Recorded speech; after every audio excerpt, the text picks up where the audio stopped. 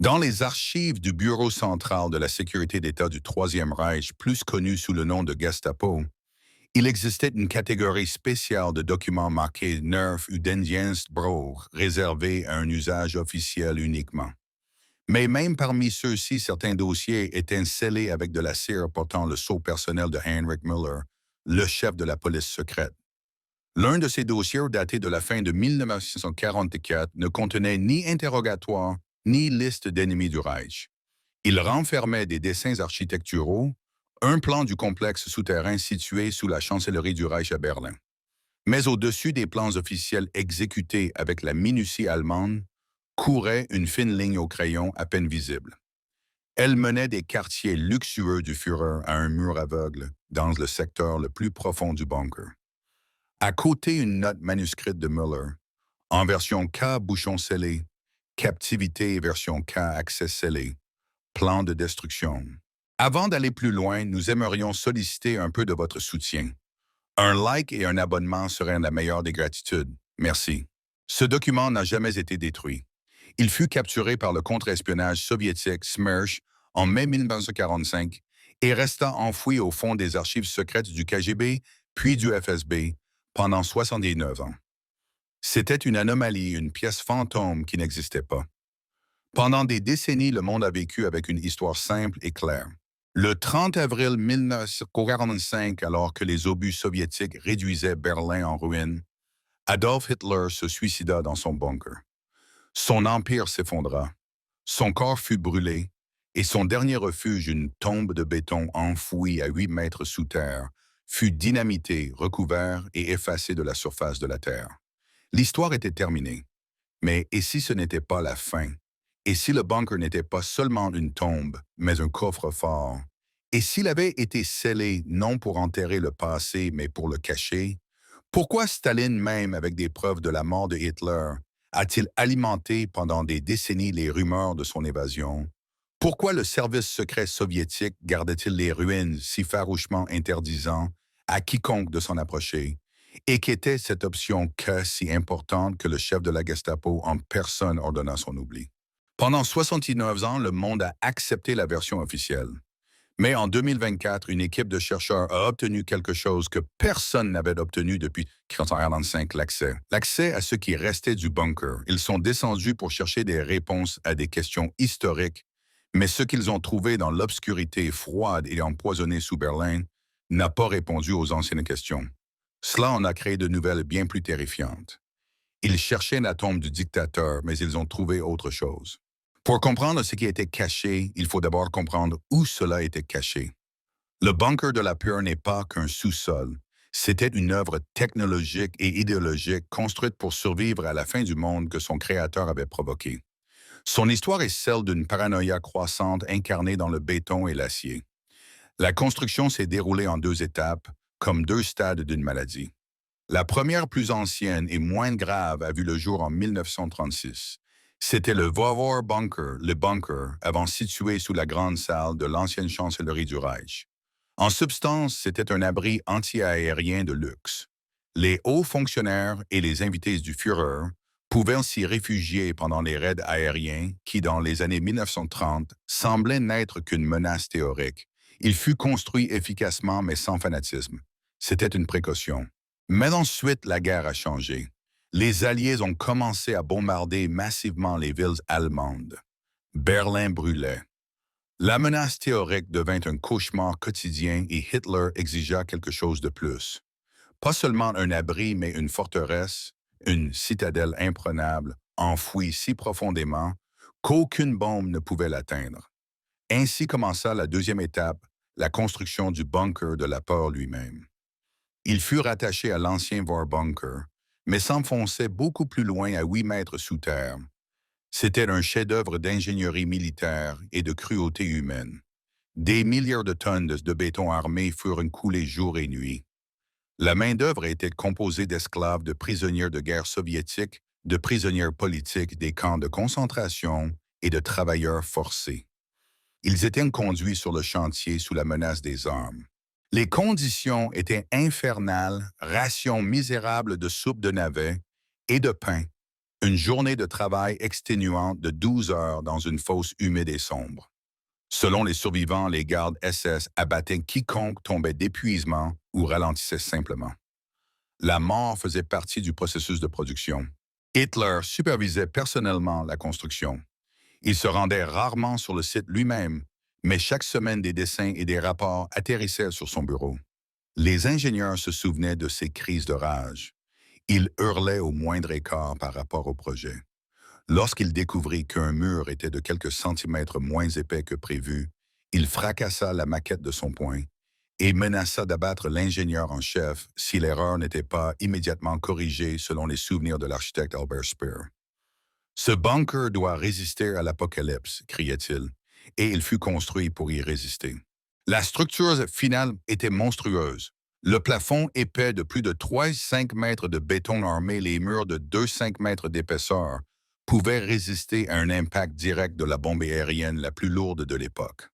Les 18 pièces reliées par des couloirs étroits étaient scellées par d'énormes portes hermétiques en acier.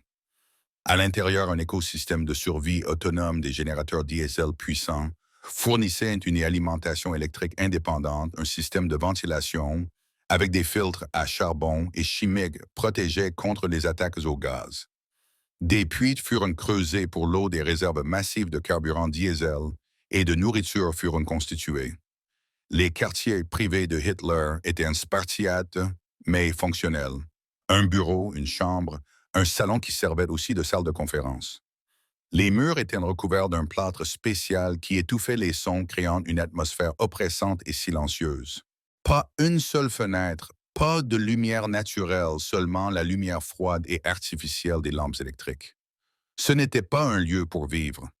C'était une machine de survie isolée du monde qu'elle organisait en surface. En janvier 1945, alors que l'armée rouge était à 60 km de Berlin, Hitler s'installa définitivement dans le bunker. Avec lui, toute sa course sombra dans ce sous-marin de béton, Eva Braun, Joseph Goebbels et sa famille Martin Bormann, généraux adjudants, secrétaires et gardes SS. Ici, dans le silence hermétique coupé de la réalité, il continuait à déplacer des divisions sur une carte qui n'existait plus. Il donnait des ordres à des armées réduites à des lignes sur le papier. Il hurlait contre ses généraux, les accusant de trahison, tandis que le grondement de l'artillerie soviétique se faisait entendre à travers l'épaisseur du béton. Le bunker devint la dernière scène du théâtre insensé du Troisième Reich. À minuit le 29 avril, Hitler et Eva Braun se marièrent dans une petite salle de conférence. Goebbels et Bormann furent témoins. La cérémonie fut brève et grotesque.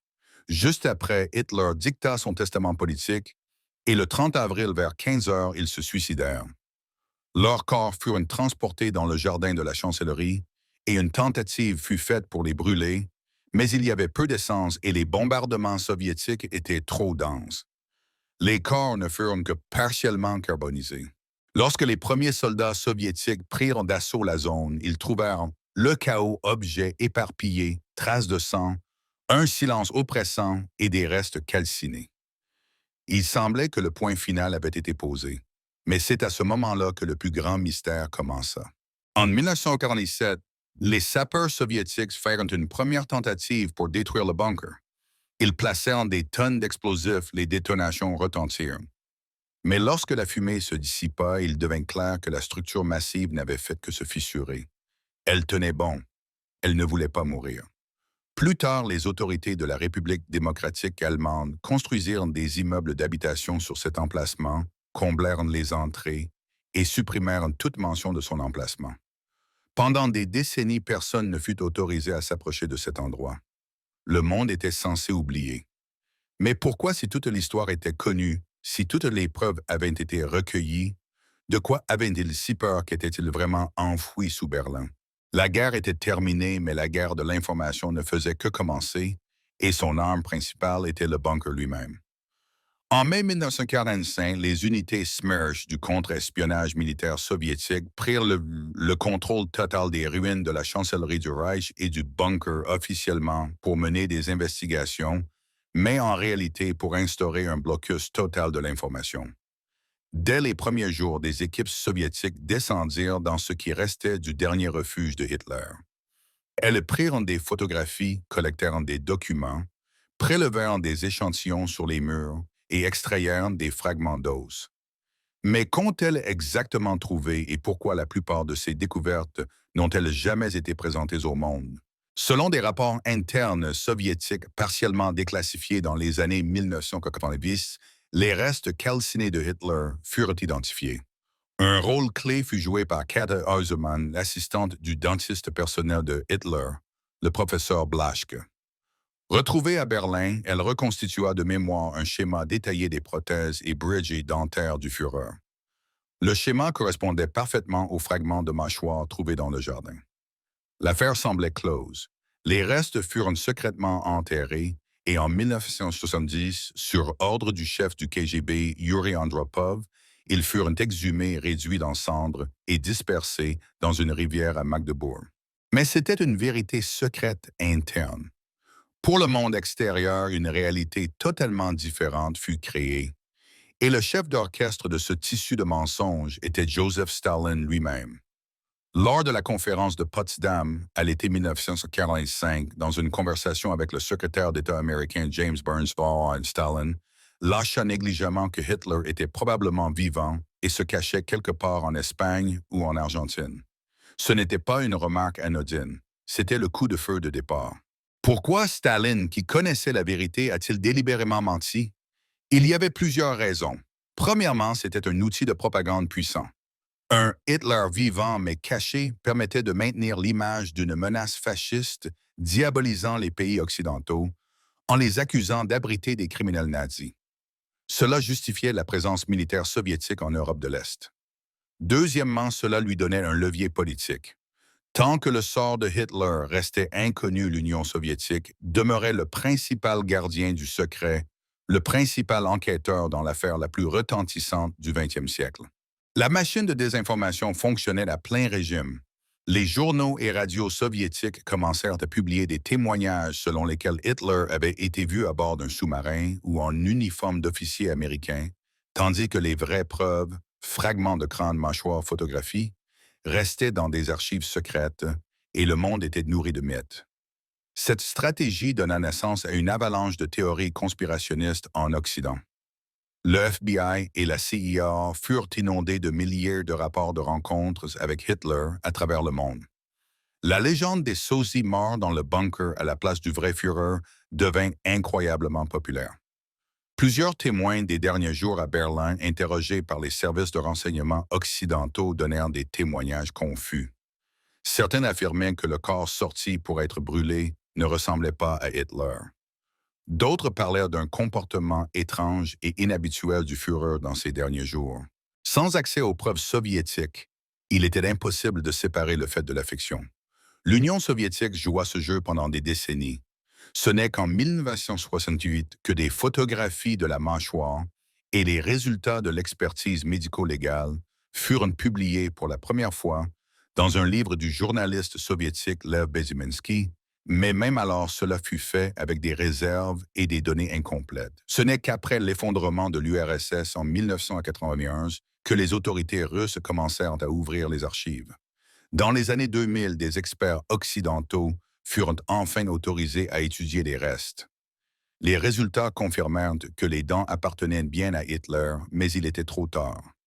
Le mythe de l'évasion avait pris racine trop profondément. Il devint une partie de la culture populaire, sujet de livres et de films, et la tactique soviétique de silence et de mensonge rendit ce mythe pratiquement immortel. Mais derrière ce grand jeu de désinformation, il y avait une autre histoire plus locale et tout aussi étrange, l'histoire du nettoyage total de la scène du crime. Le KGB puis la Stasi allemande déclarèrent la zone du bunker comme une zone à régime spécial. Selon des dossiers déclassifiés de la Stasi, plusieurs officiers du KGB restèrent à Berlin à la fin des années 1940 avec une seule mission, supprimer le bunker. Ils devaient empêcher toute tentative de pénétration, toute recherche sur ce qu'ils gardaient dans les ruines vides et dynamitées. Certains rapports affirment qu'ils cherchaient la dernière correspondance de Hitler. D'autres prétendent que quelque chose d'autre fut trouvé, quelque chose que même l'Union soviétique ne voulait pas montrer au monde. Et la clé de ce mystère pourrait résider dans cette fameuse ligne au crayon sur le plan de l'archive Mueller, la version K. Tandis que des toiles de désinformation étaient tissées au plus haut niveau politique sur le terrain parmi les ruines de Berlin, une autre légende plus sombre et plus mystique prenait forme. Elle était faite de murmures de fragments de phrases d'histoire racontées par ceux qui furent les premiers à fouler cette terre calcinée. Les premiers furent les soldats soviétiques. Les rapports officiels de Smersh sont secs et laconiques.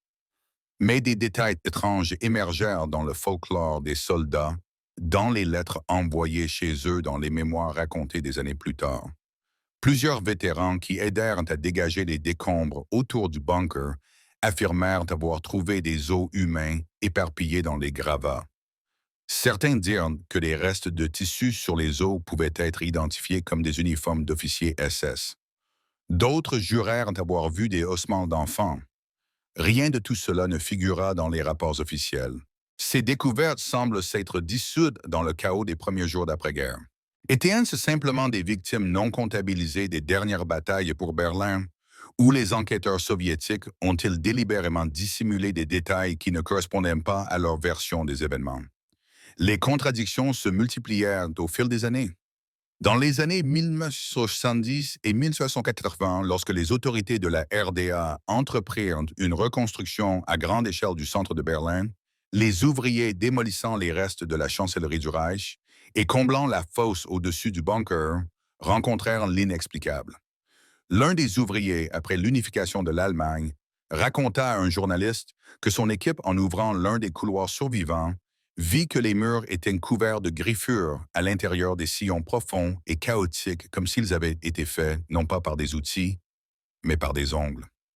À certains endroits, selon lui, on pouvait distinguer des mots griffés. Verloren, perdu, et Nad, miséricorde.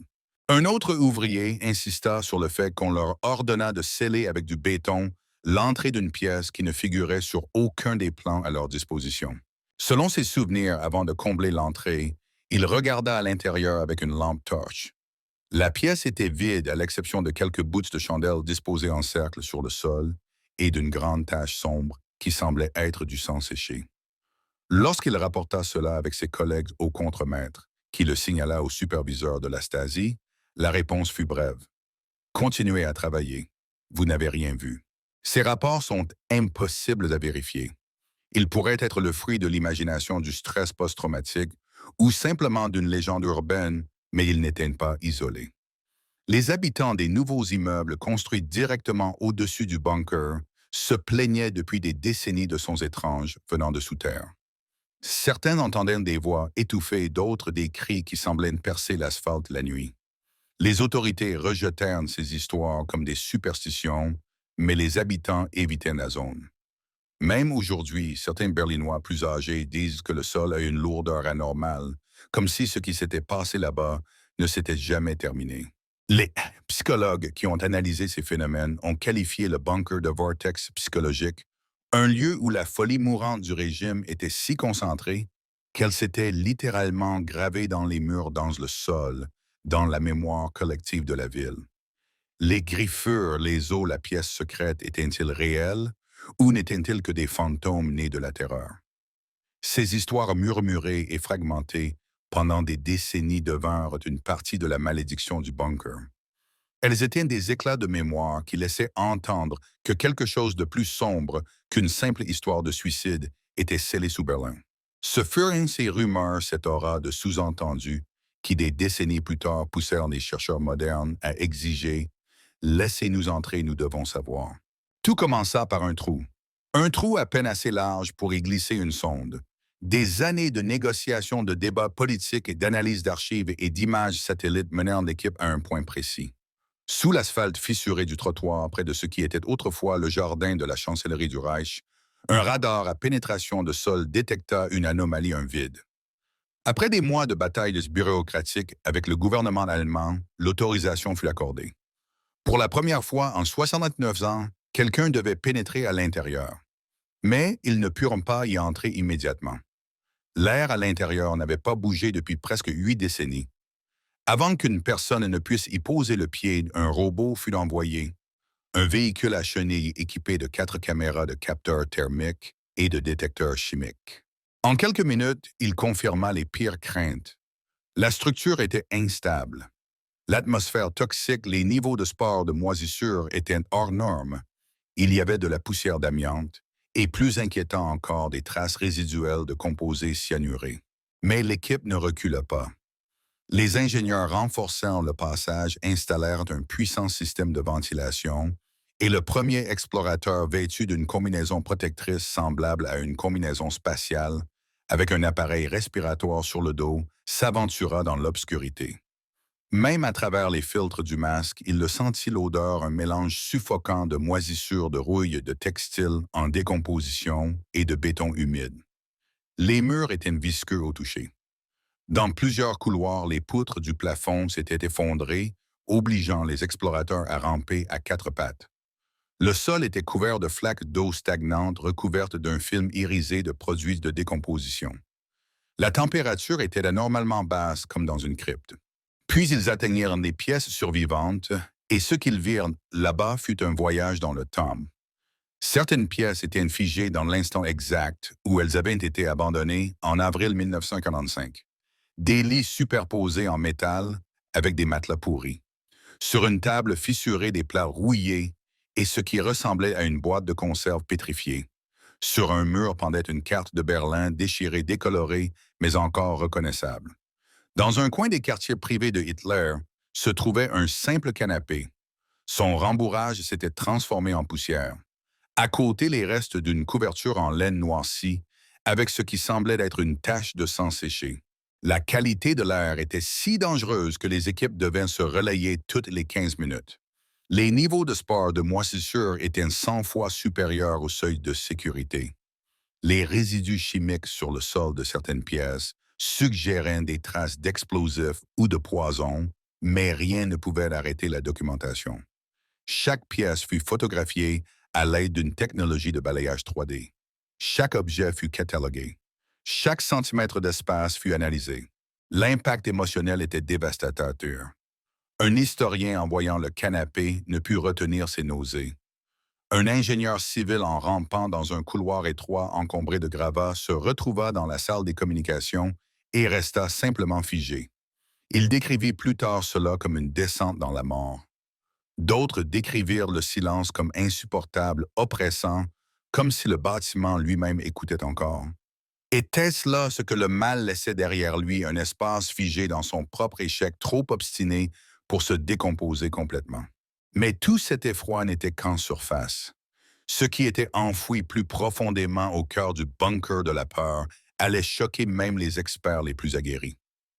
Lorsqu'ils atteignirent les chambres les plus profondes et isolées, ils furent confrontés à un silence oppressant, presque rituel. Ce n'étaient pas seulement les derniers espaces physiques du régime nazi, c'étaient les derniers environnements qu'Adolf Hitler avait personnellement contrôlés jusqu'à la dernière seconde. Et le choc ne vint pas de ce qui manquait, mais de ce qui était resté intact pendant près de 80 ans. Les quartiers du Führer, séparés par d'épaisses portes en acier, étaient l'épicentre. La première chose qu'ils trouvèrent furent des fragments de son bureau. Le plateau était fissuré peut-être à cause d'une explosion ou de l'effondrement du plafond. L'un des tiroirs contenait des bouts de papier carbonisé. Des cartes déchirées gisaient sur le sol. L'une était un plan détaillé de Berlin avec des notes au crayon rouge. Des flèches indiquaient la direction de contre-attaque à mener par une armée inexistante. Une autre carte représentait l'Europe d'après-guerre avec des lignes audacieuses divisant le continent entre les États-Unis, la Grande-Bretagne et l'URSS.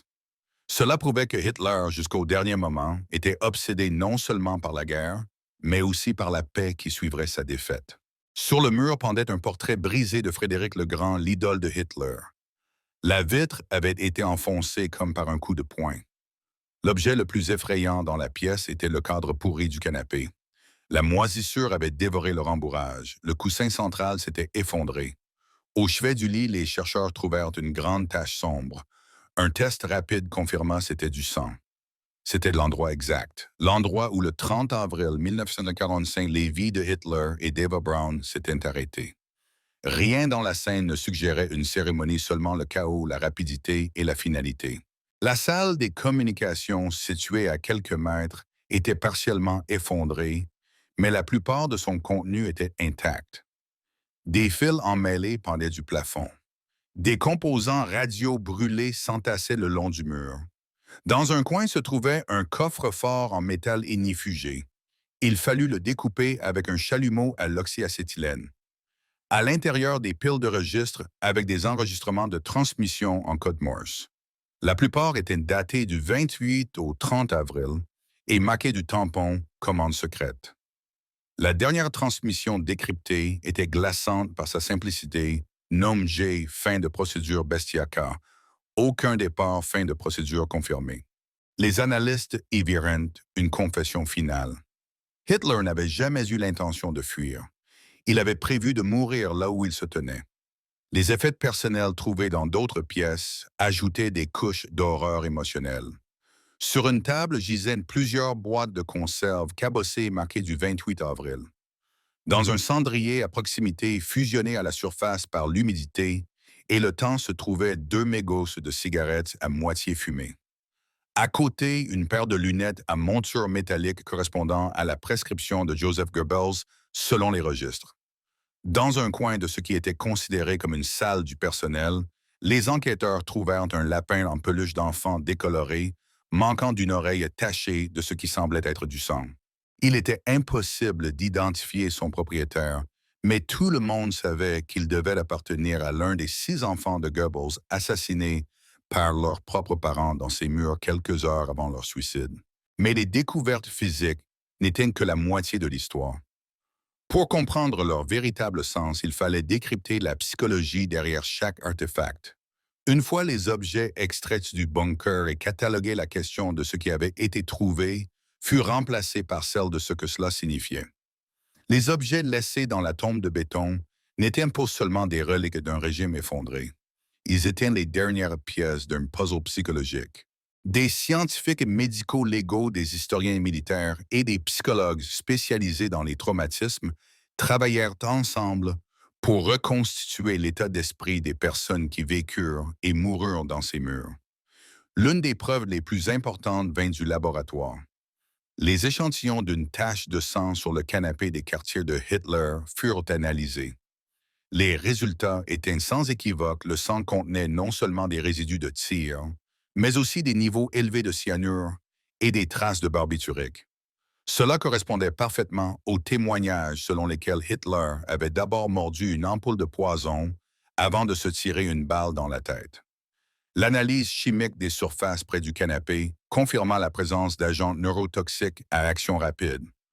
Pour les enquêteurs, ce n'était pas seulement une preuve biologique, c'était la confirmation d'un suicide froid et prémédité.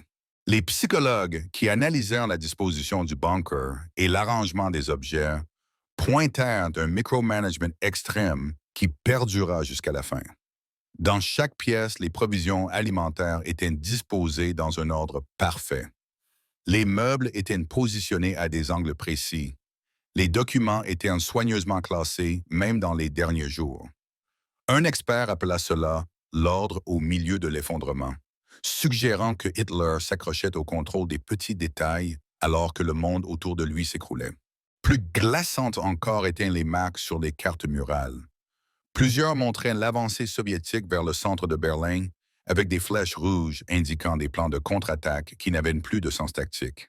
Dans la marge d'une carte, les analystes trouvèrent une phrase de l'écriture confirmée de Hitler. « Ils ne survivront pas ». Les mots étaient écrits à côté d'un symbole pour le centre de Berlin. Était-ce une référence aux Alliés ou à son propre peuple? Dans tous les cas, c'était l'écriture d'un leader qui continuait à mener des batailles perdues depuis longtemps dans son propre esprit. L'analyse psychologique devint encore plus sombre lorsque les experts examinèrent les notes éparses trouvées. Plusieurs pages supposément écrites de la main de Goebbels décrivaient la décision de tuer ses 6 enfants. Cela était présenté non comme un acte de peur, mais comme une forme tordue de miséricorde. Une ligne disait « Ils ne doivent pas vivre dans un monde sans national-socialisme ». L'écriture était de confirmer le sens insupportablement clair. On pourrait penser que ces découvertes auraient dû mettre fin à toutes les spéculations, mais au contraire, elles n'ont fait que rouvrir une boîte de Pandore de mythes et de théories conspirationnistes. Les preuves collectées en 2024 auraient dû être le dernier clou dans le cercueil de toutes les théories sur le sort de Hitler. cartes, registres de transmission, examens médico-légaux, tout pointait vers une conclusion indéniable. Adolf Hitler est mort dans ce bunker le 30 avril 1945. Mais l'histoire ne s'est pas arrêtée là. En fait, elle ne faisait que commencer car le terrain pour le doute fut posé dès l'instant où les soldats soviétiques prirent le contrôle des ruines en 1945. Ce furent les actions et inactions de l'Union soviétique qui transformèrent un événement historique simple en une source inépuisable de mythification. Ce furent les mensonges soviétiques qui alimentèrent des décennies de spéculation. Des groupes néo-nazis à travers le monde s'emparèrent de l'idée que leur Führer avait survécu. Des histoires alternatives dans lesquelles Hitler fonda un quatrième Reich en Antarctique ou vécut ses derniers jours en Argentine devinrent une partie de leur idéologie. Et chaque fois que quelqu'un essayait de les réfuter, il pointait du doigt la source originelle du doute, le silence et les déclarations contradictoires de l'Union soviétique elle-même.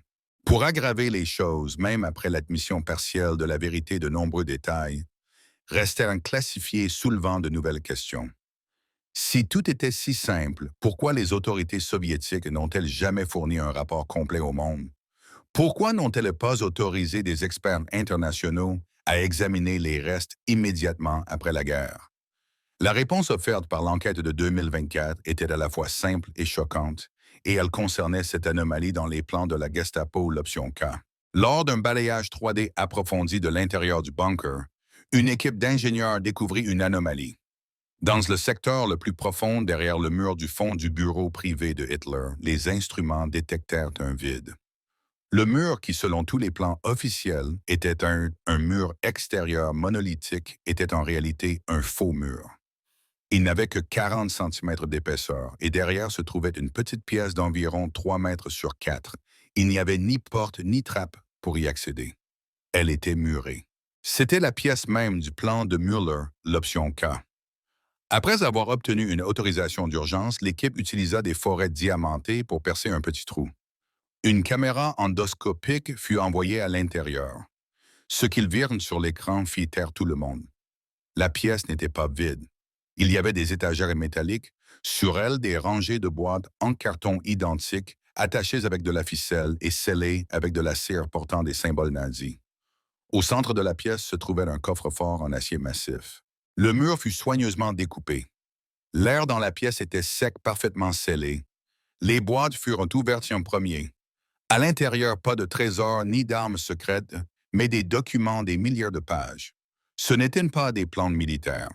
C'étaient les archives complètes du programme Lebensborn, la fontaine de vie, incluant les vrais noms des enfants enlevés à travers l'Europe pour être germanisés, ainsi que les noms de leurs parents biologiques. Il y avait des rapports financiers détaillés sur les comptes bancaires suisses du parti nazi. Il y avait de la correspondance avec des hauts fonctionnaires de pays neutres, voire alliés, qui sympathisaient secrètement avec le régime et l'aidaient. Il y avait l'historique médical complet de Hitler, y compris les notes de Dr. Morel sur les injections quotidiennes de cocaïne, de Pervitin et de médicaments hormonaux. Mais le plus important se trouvait dans le coffre-fort, à l'intérieur plusieurs dossiers. L'un d'eux contenait un dossier détaillé sur un homme nommé Gustav Weller, avec des photographies, des empreintes digitales, des radiographies dentaires et un dossier médical complet. Gustav Weller était un sosie presque parfait de Hitler. Et selon les dossiers, il était à Berlin en avril 1945 aussi. C'est ce que les agents Smersh trouvèrent en 1945. Ils pénétrèrent dans cette pièce et Staline réalisa instantanément quel atout il avait entre les mains. Les documents étaient une source inestimable pour le chantage, le recrutement d'agents et les jeux politiques pour la décennie suivante. Le dossier sur un sosie lui donnait la couverture parfaite.